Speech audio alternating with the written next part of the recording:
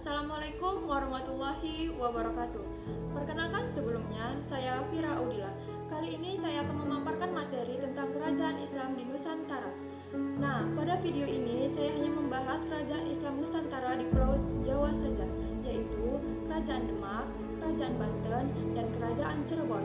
Kerajaan Islam berikutnya akan saya paparkan pada pertemuan video berikutnya. Yuk kita simak pembahasan kerajaan Islam di Pulau Jawa. Kerajaan Islam Nusantara, terkhususnya Kerajaan Islam di Pulau Jawa. Kerajaan Islam di Pulau Jawa ada 3 kerajaan, yaitu Kerajaan Demak, Kerajaan Cirebon, dan Kerajaan Banten. Kerajaan Demak. Kerajaan Demak merupakan kerajaan Islam pertama di Pulau Jawa. Para ahli memperkirakan Demak berdiri pada tahun 1500. Yang letak pusat kerajaannya terletak antara Pelabuhan Bergota dan Jepara.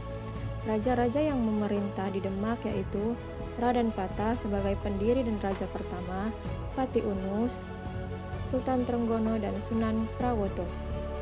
Demak berperan besar dalam penyebaran agama Islam di Jawa dan wilayah Nusantara bagian timur. Di pusat kota kerajaan Demak ini didirikan Masjid Agung Demak oleh Wali Songo yang masih kokoh berdiri sampai sekarang. Kerajaan Cirebon. Menurut Babat Cirebon bahwa kata Cirebon berasal dari kata Ci dan Rebon, yang artinya udang kecil. Adapun versi lain yang diambil dari kitab Negara Kertabumi menyatakan bahwa kata Cirebon adalah perkembangan kata Caruban yang berasal dari istilah Sarumban yang berarti pusat pencampuran penduduk. Nah, pendiri kerajaan Cirebon ini adalah Walang Sungsang. Namun, orang yang berhasil meningkatkan statusnya menjadi sebuah kesultanan adalah Syarif Hidayatullah atau yang biasa disebut dengan Sunan Gunung Jati. Pada abad ke-16, Cirebon masih di bawah kekuasaan Pakuan Pajajaran.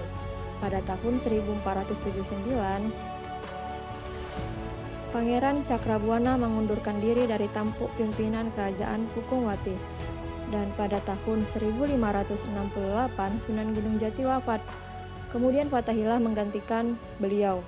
Fatahillah menduduki tahta kerajaan Cirebon hanya 2 tahun saja karena ia meninggal dunia pada tahun 1570. Nah, pada tahun ini Pangeran Martawijaya diangkat menjadi Sultan Keraton Kasepuhan dan memerintah hingga 1703. Sedangkan Pangeran Kartawijaya diangkat menjadi Sultan Keraton Kanoman dan memerintah hingga tahun 1723. Kerajaan Banten. Pada awalnya, kawasan Banten yang juga dikenal dengan Banten Girang merupakan bagian dari kerajaan Sunda yang dipicu oleh adanya kerjasama Portugal dalam bidang ekonomi dan politik.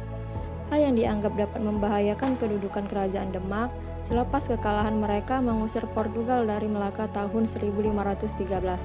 Maka Sultan Trenggana Maulana Hasanuddin bersama dengan Fatahillah melakukan penyerangan dan penaklukan Pelabuhan Kelapa pada sekitar tahun 1527, yang waktu itu masih merupakan pelabuhan utama dari kerajaan Sunda.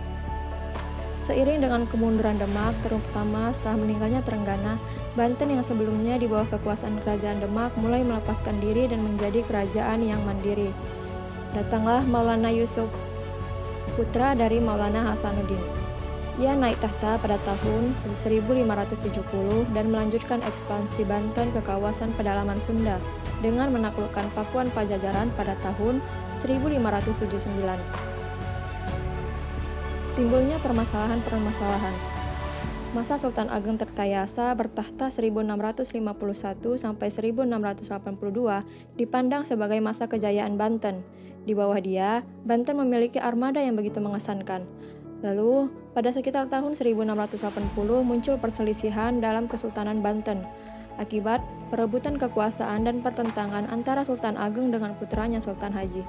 Perpecahan ini dimanfaatkan oleh VOC yang memberikan dukungan kepada Sultan Haji sehingga perang saudara tidak dapat dielakkan. Dalam perang ini, Sultan Ageng terpaksa mundur dari istananya dan pindah ke kawasan yang disebut dengan Tirtayasa.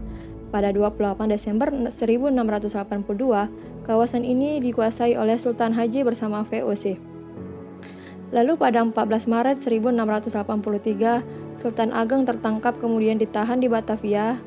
Pada 5 Mei 1683, POC mengirim Untung Sripati yang berpangkat letnan beserta pasukan Balinya, bergabung dengan pasukan pimpinan Letnan Johannes Maurits van Hevell. Lalu di mana pada 14 Desember 1683 mereka berhasil menawan Syekh Yusuf. Nah, berakhirnya pembahasan kita, berakhir pula video ini. Sampai bertemu di pelajaran video pembelajaran Islam Nusantara berikutnya. Assalamualaikum warahmatullahi wabarakatuh.